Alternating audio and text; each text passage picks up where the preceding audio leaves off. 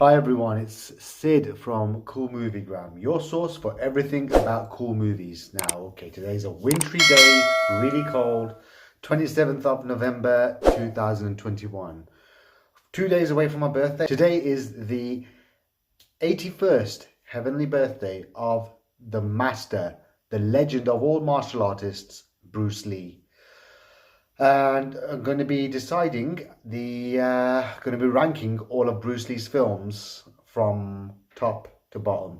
Now, of course, this is my collection. I've got all Bruce Lee's movies on DVD because I haven't bought the Blu-rays yet, because apparently there isn't any great kind of like packages or even like releases of Bruce Lee's movies. I know there has been like there's a Criterion collection available, and there's also like a standard release one that's been released in the UK, which has like 4K restorations of Bruce Lee movies. But to be honest, when it comes to the extra features and whatnot, I thought the Hong Kong Legends DVDs. I've got all the 4 Bruce Lee films. I have the platinum double disc editions that were released from Hong Kong Legends in the early to late 2000s, as well as the collector's edition of Bruce Lee's Enter the Dragon. Got the limited edition with a lot of memorabilia and cool stuff. Okay, so let's get right to it then. As I may have mentioned in one of my previous videos, for me, Bruce Lee was one of the most influential people growing up for me. A lot of kids who looked up to footballers like Robbie Fowler, Eric Cantona and all them. For me, I always kind of admired Bruce Lee and people like Jackie Chan and such, which is why I kind of like got into doing martial arts training at the age of 13. I started reading up on a lot of Bruce Lee related stuff about martial arts and everything in between. So gonna be doing a rundown of Bruce Lee's films.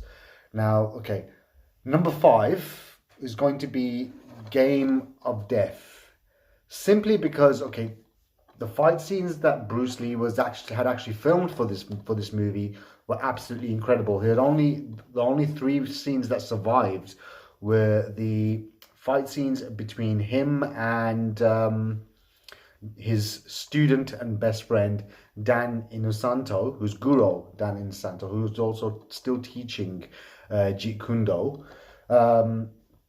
He did like a weapons fight, including like a nunchuck duel with him. He fought Hapkido Grandmaster Jihan Jai, and of course the legendary fight with his student and friend Kareem Abdul-Jabbar, the former NBA player. I mean, most of the film felt like a Bruceploitation movie, because they used like doubles, and also had clips from his other movies which didn't really kind of match up with the actual grain and the quality of the film that was being shot. I mean, Bruce Lee was meant to direct this movie originally himself, but sadly he had passed away before filming could resume, because he shot some of this and then went on to shoot Enter the Dragon. And yeah, we ended up with this kind of mishmash of a movie.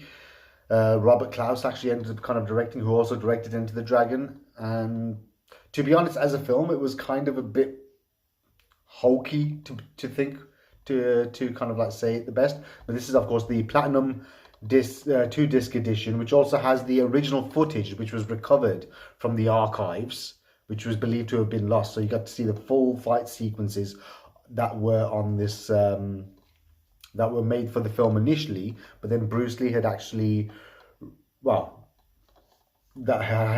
Lee had never finished this film. But unfortunately, this is what we got. So I'd say this is actually the lesser of Bruce Lee's catalogue. Number 4, we have The Big Boss. This was Bruce Lee's first film as like a leading action man star. Now he had done a couple of other films like The Orphan and The Kid and such. He was a child actor to begin with before he had gone to America to study, Seattle University in Washington. And when he came back and then ended up starting starring in action movies. He did The Big Boss, which is directed by Lo Wei, and yeah, I mean, the film itself, it kind of feels a bit like an exploitation flick, but it was Bruce Lee's on-screen charisma and his ability which made the film more than what it was. He only has like about three fight scenes in the whole film, and his first fight scene only it happens like more or less towards the end of the first half. It's like kind of that's when it happens. I mean, it's a very violent kind of feels a bit exploitation-y again, and yeah, he never really had much control over the choreography on this one. So I'd actually kind of put this in fourth place. Okay, then third place, I would say, as a film, is going to be Way of the Dragon. Now, yeah, this was Bruce Lee's directorial debut. He shot this film in Rome, majority of it, and he had also starred, brought this film, and it's got some amazing fight sequences in it. He has a double nunchaku duel, which was one of the fight, which was the of course on the cover. Again, this is the out of print platinum edition, which has got like about 4 hours of bonus material, and the movie when it was released uncut for the first time.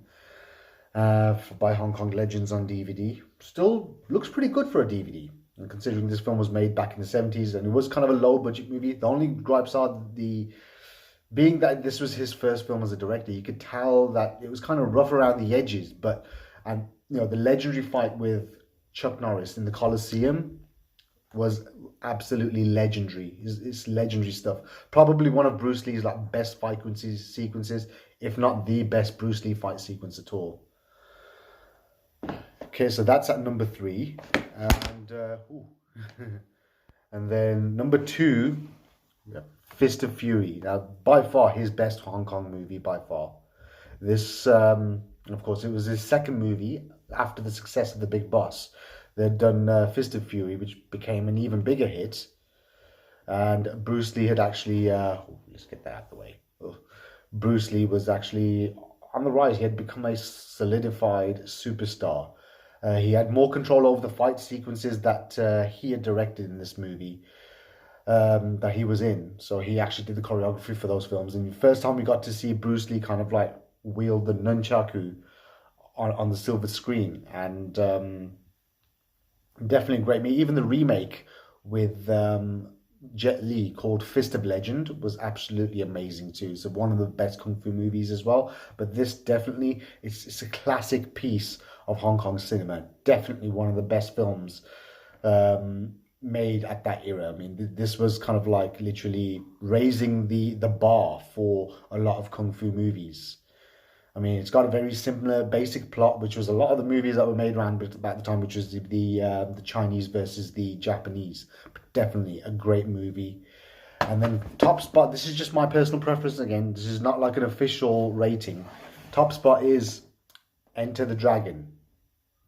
Definitely. I mean, this is the film that started it off for me. I mean, this was the first ever martial arts movie I saw, and the first time I kind of saw Bruce Lee kick ass on screen. And I think he was absolutely amazing in this film, and it had like a very James Bond type of plot where a Shaolin fighter kind of like is invited to a tournament, but is also hired by a British intelligence and agency, and he has to actually bring down a renegade Shaolin monk turned drug dealing, overlord.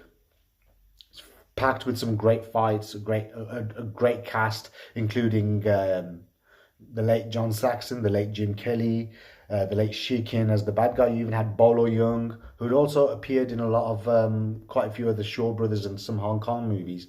And this time around, he was actually in as the main henchman named Bolo.